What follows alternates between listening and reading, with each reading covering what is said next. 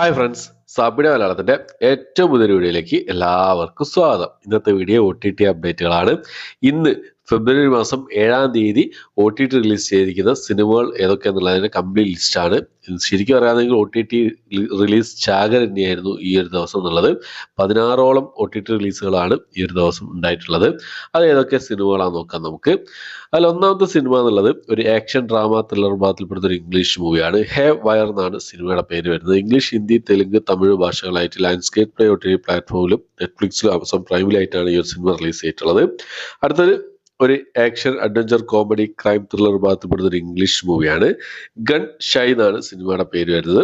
Landscape play OTT platform വഴിയാണ് ഈ cinema available ആയിട്ടുള്ളത്.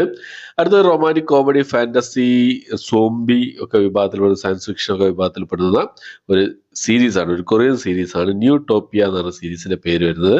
ആമസോൺ പ്രൈമിൽ ഇംഗ്ലീഷ്, ഹിന്ദി, കൊറിയ ഭാഷകളിലായിട്ട് ഈ ഒരു സീരീസ് ഇപ്പോൾ മുതൽ അവൈലബിൾ ആണ്. അടുത്തത് സാനിയ മൽഹോത്ര പ്രധാന വേഷം കൈകാര്യം ഒരു ഡ്രാമ വിഭാഗത്തിൽപ്പെടുന്ന ഒരു ഹിന്ദി മൂവിയാണ്. മിസസ് എന്നാണ് സിനിമയുടെ പേര് വരുന്നത്. C5 വഴിയാണ് ഈ ഒരു സിനിമ ഇപ്പോൾ മുതൽ അവൈലബിൾ ആയിട്ടുള്ളത്.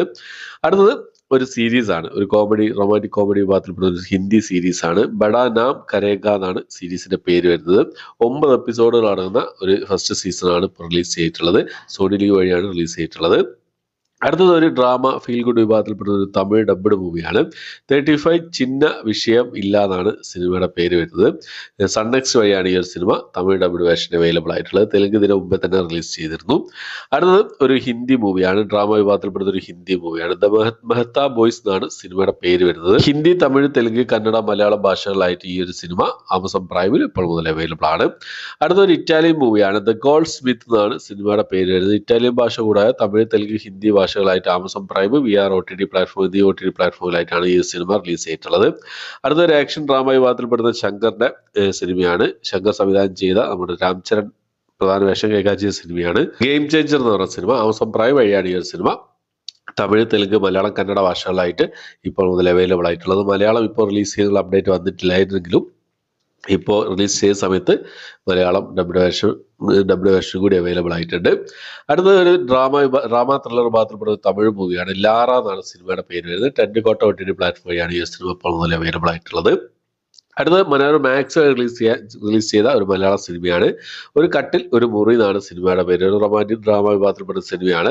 ഈ ഒരു സിനിമ മനോരമ മാക്സ് വഴി ഇപ്പോൾ മുതൽ അവൈലബിൾ ആണ്. മനോരമ മാക്സിൽ വല്യേട്ടന്റെ റീമാസ്റ്റേർഡ് വേർഷൻ കൂടി റിലീസ് ചെയ്ത് പറയുന്നു. പക്ഷേ അത് അവരിന്ന് പോസ്റ്റ്പോൺ ചെയ്തിരിക്കുകയാണ്.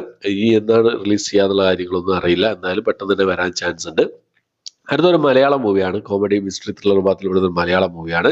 ബാച്ചിലേഴ്സ് എന്നാണ് സിനിമയുടെ പേര് വരുന്നത്. യൂട്യൂബിലാണ് ഇപ്പോൾ മുതൽ ഈ ഒരു സിനിമ അവൈലബിൾ ആയിട്ടുള്ളത്.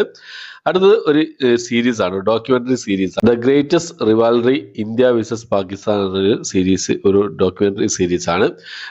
ഫസ്റ്റ് സീസൺ 3 എപ്പിസോഡുകളാണ് വന്നിട്ടുള്ളത്. ഹിന്ദി, തമിഴ്, തെലുങ്ക്, ഇംഗ്ലീഷ് ഭാഷകളായിട്ടാണ് നെറ്റ്ഫ്ലിക്സിൽ ഈ ഒരു ഡോക്യുമെന്ററി സീരീസ് അവൈലബിൾ ആയിട്ടുള്ളത്.